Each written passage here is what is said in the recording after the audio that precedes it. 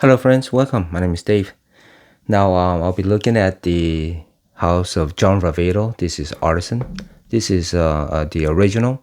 There's quite a few flankers after this, but this is where it started in 2009 from the house of John Varvatos for this artisan line.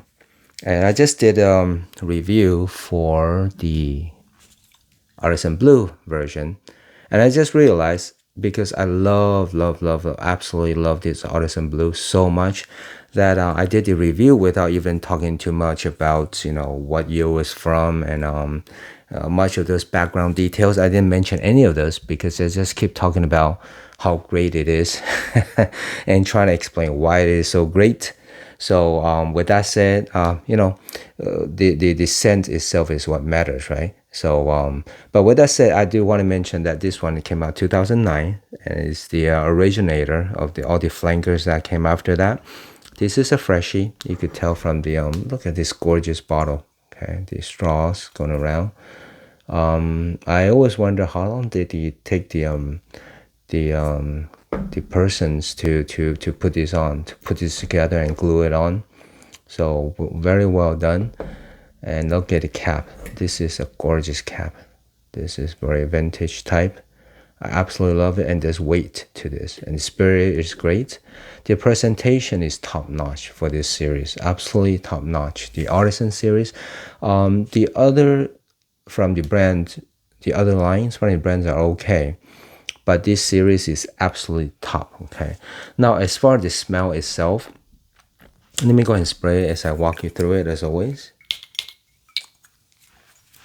Now let me get it out of the way. Okay, whenever you hear people talk about John Varvatos scents, especially this series, the number one thing they talk about is the lack of longevity. So same thing with this one. You'll be lucky to get 4 or 5 hours. Okay, so let's get that out of the way. Have it in your mind. This is what it is. What it is. So once you accept that, you can start to enjoy the scent for what it is. And to my nose, okay, everything in the line, almost everything in the line is pretty unique for what it is. Not unique in that it's a brand new genre. No, that's not what I mean. It's not unique in that the notes that they use. No, it's not what I mean.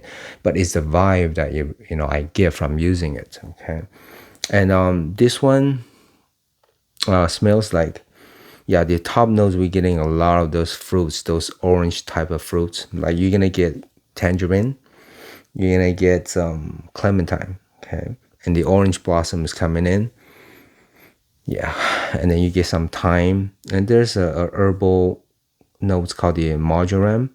Okay, I never experienced that before, but it's like a spicy herbal. And then you're gonna get some, yeah, ginger, jasmine, okay, and lavender. And you go into the base, you're gonna get some wood, some musk, and some amber. But throughout the life, what's coming through is the clementine, the orange, the ginger, and the orange blossom. Now, another knock on this one, okay, the first one is the longevity. The second one is people get association with cleaning product. It's just the way it is, and I get it.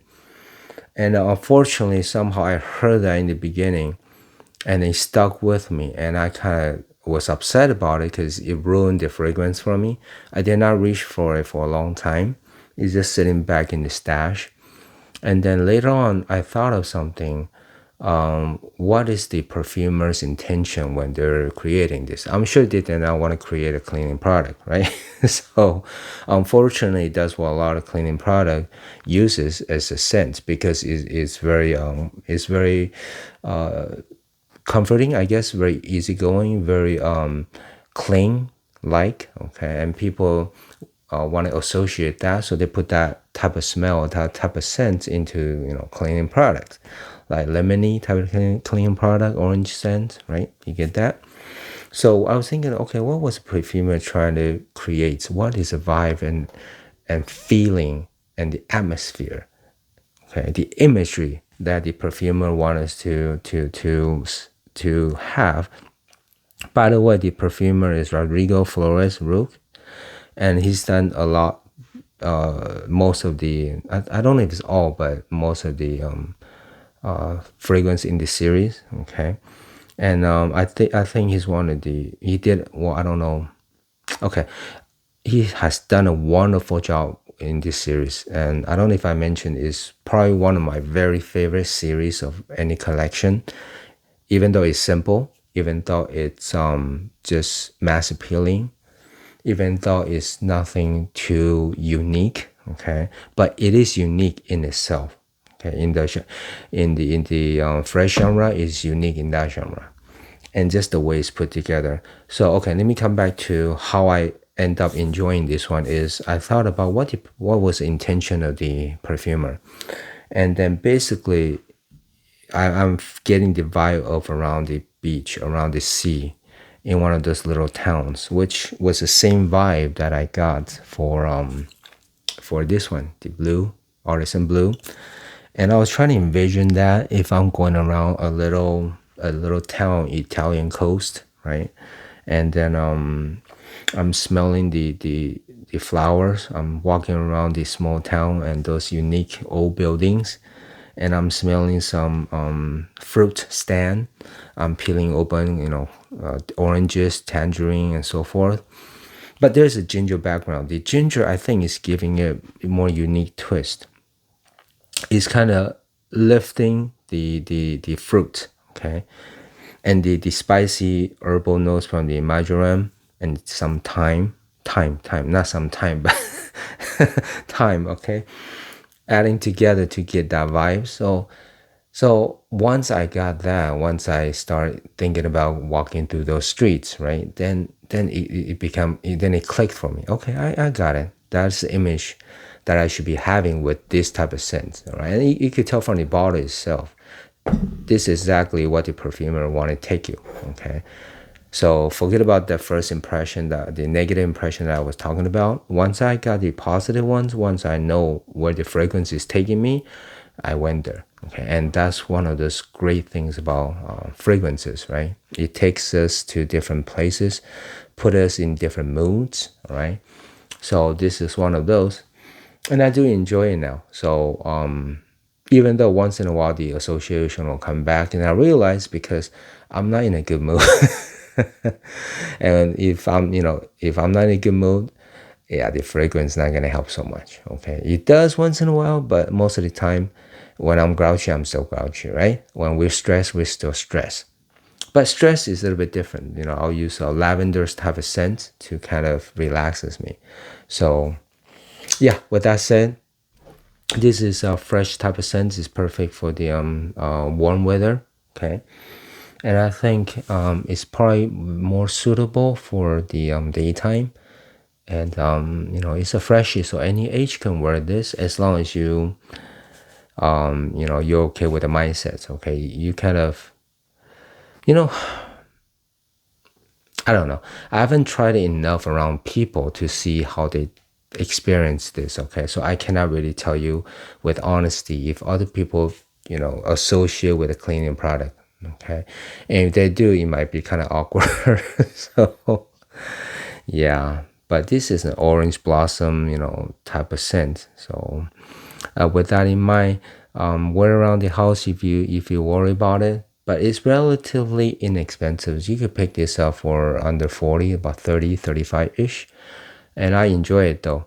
I don't have anything smell as too similar to this. Okay, so it's hard to pinpoint or give you a suggestion what this one smells like. But then you could, from those notes, you get the idea what direction this is going, right? So with that in mind, take it for what it is. But to be honest, as far as in this series, I enjoy the other ones more than this one. This, as far as the freshies is concerned, this one is at the end. Okay, there's like a couple more. There's like two of them that, what, one, two, three. There's three of them that absolutely head over here. I absolutely love it so much. So this one is fell to the back. Okay, but those cost right now. Those cost more than this one. This is probably the cheapest, along with the blue.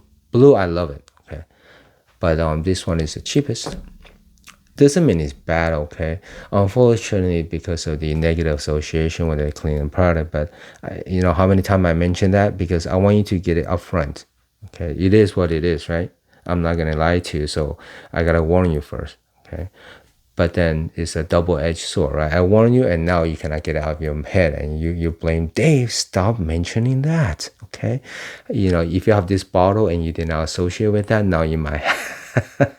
Hey, I'm not the first one that talked about the, you know, that negative association. So I do apologize if I stick that in the head, but I enjoy it though. So I think of it as like a journey, right? It took me through a journey of, you know, down, and then now it's up, and then once in a while it's down, and then might be up again, right? So it's great. It's a hobby, right? So we do it for fun. All right, then. I hope that is kind of helpful. As always, thank you so much for watching. My name is Dave. See you next time.